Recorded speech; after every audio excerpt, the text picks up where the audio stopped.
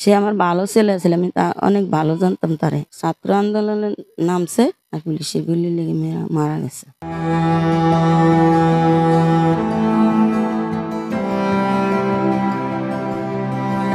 মাইনুর বেগমের কান্না আর ফুরোবে না, বুকের ধন রনি আর ফিরবে না। তবে মানুষের মুক্তির ইতিহাসে লেখা থাকবে 2 অক্ষরের নামটি।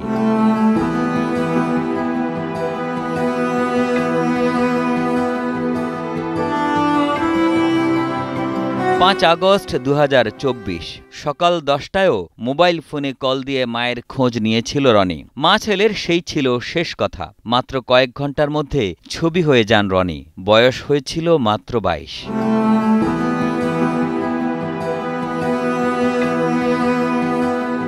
রাজধানীর যাত্রাবাড়ি এলাকায় ফ্যাসিবাদ বিরোধী আন্দোলনে যোগ দিয়ে রনি শহীদ হন। তবে বছর পেরিয়ে গেলেও আজও মামলা হয়নি এই জুলাই যোদ্ধার। বাবা ভোলার দক্ষিণ দিগলদি ইউনিয়নের বালিয়া গ্রামের মোহাম্মদ হারুন দরিদ্র কৃষক। 2 ভাই 2 বোনের মধ্যে রনি ছিলেন দ্বিতীয়। আমার ভাই 5 তারিখে বিকাল 4টা বাজে মারা গেছে।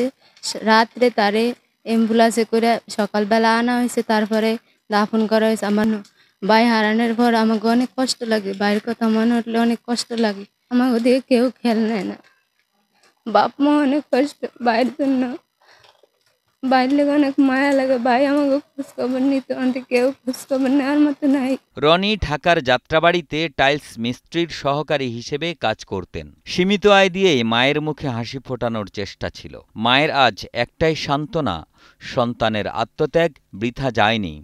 বসুন্ধরা টিস্যু, অশুদ্ধতার বিরুদ্ধে এক বিন্দুও ছাড় নয়।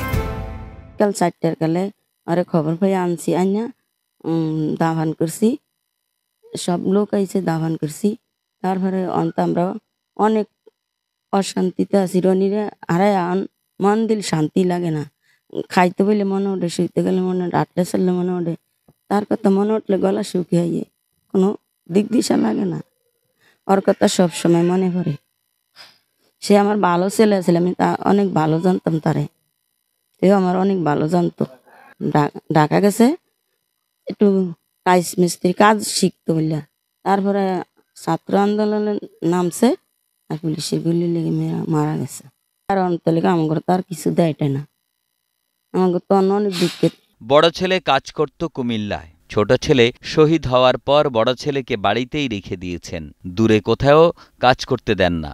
বিচার চাইলেন আদরের সন্তান রনি হত্যার। আমরা তো অনেক কিছু পাইনি, অনেকে অনেক কিছু পাইছে, আমরা পাইনি।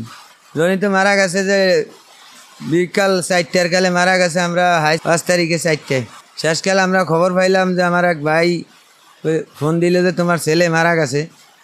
এবার আমার এক চাহাতো ভাই যাই আর আমার জামাই যে ঢাকা মেডিকেল মর্গের তনে আনছে 5 তারিখে রাতকে আনছে। ছাত্ররা দিতে চায় না, এরবারে কত কষ্ট মষ্ট করিয়া সই মই দিয়ে অনেক কিছু করিয়া আনছে। এই মারি দিছি আমরা দিনের 1টার কালে। সন্তান হারাইয়া কিছু আমার মন ভালো লাগে না। ছেলের কথা কত কষ্ট লাগে, জেনে যাই হেনে কান্দি, জেনে যাই হেনে কান্দি, জেনে যাই কোনো কাম করতারি না, কাজ করতারি না। দিক মিক আউলিয়ে গেছে আমার, হাঁটতে চলতে পারি না। জুলাই আন্দোলনে নিহত শহীদ রনির পরিবারকে 2 লাখ টাকার চেক দেওয়ার কথা রয়েছে। এছাড়া 30 লাখ টাকার সঞ্চয়পত্র দেওয়ার বিষয়টিও প্রক্রিয়াধীন, এমনটাই জানালেন উপজেলা নির্বাহী কর্মকর্তা। প্রশাসন থেকে তো আলাদা করে সবাইকে যা দেওয়া হয় তাই, ওনাদের 2 লাখ টাকা চেক মনে হয় দেওয়া হতেও পারে, বা অথবা 5 তারিখে দেবে, একেবারে পাবে 30 লাখ টাকা সঞ্চয়পত্র পাবে, ওটা ধাপে ধাপে পাবে, তাহলে বাবা মা পুরো টাকাটাই পাবে। বক্তব্য যে 5 তারিখে 2 লাখ টাকা দেওয়া হবে ওনাদের চেক, আর সঞ্চয়পত্র তো আলাদা দেবে সরকার 30 লাখ টাকার, ওটা আলাদা, আর এই 2 লাখ টাকা তো দেবেই। শহীদ রনির পরিবারের পক্ষ থেকে এই ঘটনার পর কোনো মামলা করা হয়নি, তবে প্রশাসনের সহযোগিতা পেলে তারা রনি হত্যার ঘটনায় মামলা করবেন। একে আজাদ, কালের কণ্ঠ।